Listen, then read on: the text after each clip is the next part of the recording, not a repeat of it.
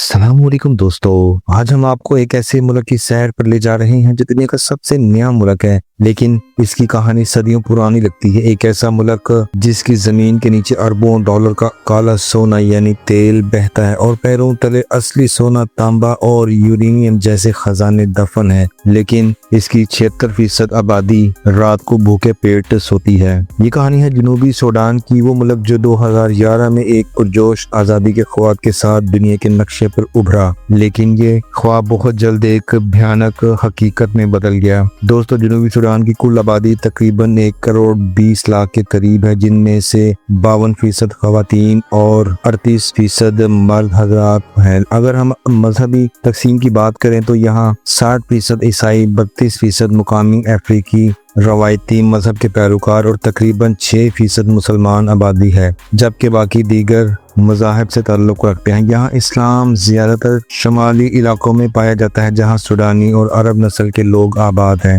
हैरत की बात यह है कि इतनी कम मुसलमान आबादी के बावजूद बाज़ इलाकों में इस्लामी सिकाफत के असरात अब भी मौजूद हैं। जनूबी सूडान की आज़ादी एक बहुत बड़ी कामयाबी थी, लेकिन अफसोस सिर्फ 2 साल बाद 2013 में मुल्क के अपने ही रहनुमाओं के दरमियान इक़्तिदार की जंग ने इसे एक ऐसी खाना जंगी में धकेल दिया जिसने सब कुछ तबाह कर दिया। स्कूल, अस्पताल, सड़कें और मुआशरत सब कुछ खंडर बन गया। ये जंग सिर्फ फौजियों के दरमियान नहीं थी, बल्कि इसने पूरे मुआशरे को तकसीम कर दिया। लाखों लोगों को अपना घर बार छोड़कर पनाह गज़ीन कैंपों में रहने पर मजबूर कर दिया गया। आप ये जानकर हैरान रह जाएंगे कि जनूबी सूडान की मुआशरत का तकरीबन 98% इन्हिसार तेल पर है, यानी इसके पास वो ताकत है जो किसी भी मुल्क को अमीर बना सकती है। लेकिन जहाँ मामला उल्टा है, इस तेल से होने वाली ज्यादातर आमदनी या तो करप्शन की नजर हो जाती है या फिर जंगी साजो सामान खरीदने में खर्च कर दी जाती है। आवाम के हाथ में सिर्फ गुर्बत, भूख और बीमारी आती है। ये कुदरती वसाइल की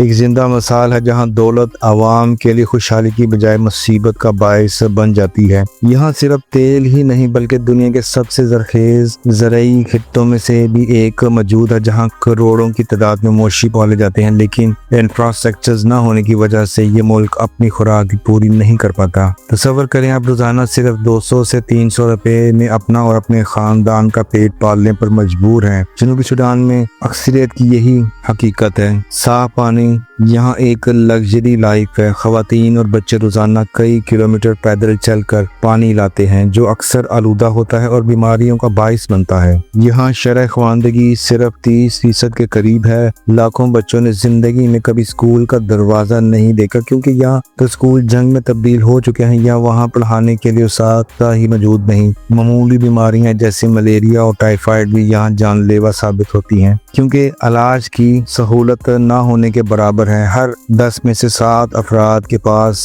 रोजमर्रा खाने के लिए कुछ नहीं होता। पीने के लिए साफ पानी की किल्लत है। लाखों बच्चे तालीम से महरूम हैं, क्योंकि ना स्कूल है ना उस्ताद। तभी सहूलत की सूरत हाल ऐसी है कि लोग मामूली बीमारियों से भी जान से हाथ धो बैठते हैं। खवातीन को रोजाना मीलों पैदल चलकर पानी लाना पड़ता है। लाखों बच्चे ग़िज़ाइयत की कमी का शिकार हैं। हजारों को बचपन में ही फौज में भर्ती कर दिया जाता है। बच्चियां कम उम्र में शादी पर मजबूर हैं। बच्चों की एक बड़ी तादाद ने स्कूल देखा ही नहीं। जंग ज़दा इलाकों में खवातीन सबसे ज्यादा मुतासिर होती हैं। जिनसी तशद्दुद, जबरी शादियां और सेहत की सहूलियात की अदम दस्तयाबी ने इनकी जिंदगी जहन्नम बना दी है। माँ बनने वाली खवातीन को अक्सर बगैर किसी मेडिकल सहूलत के बच्चा पैदा करना पड़ता है, जिससे इनकी और बच्चे की जान खतरे में होती है। जनूबी सूडान में तेल, मादनियात, दरियाओं और ज़राई ज़मीन की भरमार है, मगर ये वसाइल सिर्फ सियासी एलीट और गैर मुल्की कंपनियों के फ़ायदे में इस्तेमाल हो रहे हैं।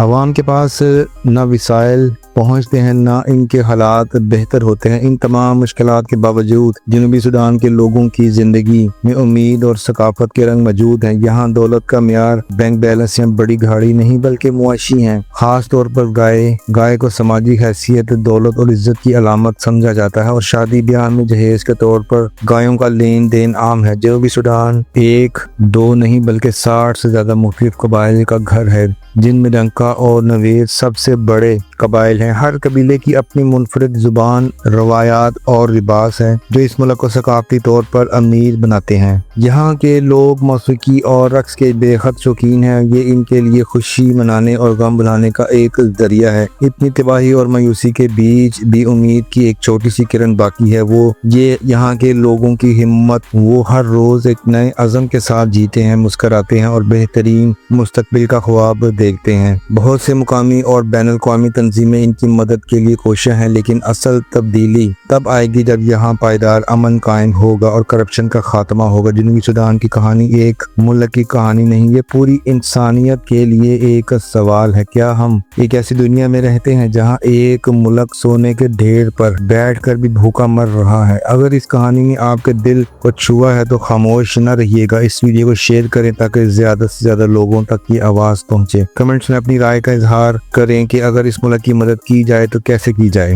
تو دوستو، امید کرتا ہوں آپ کو یہ ویڈیو پسند آئی ہوگی۔ میرے چینل کو سبسکرائب کیجئے، ویڈیو کو لائک اور شیئر کرنا مت بھولیے گا۔ انشاءاللہ ایک نئی ویڈیو کے ساتھ آپ سے پھر ملاقات ہوگی، تب تک کے لیے اجازت دیجیے۔ اللہ حافظ۔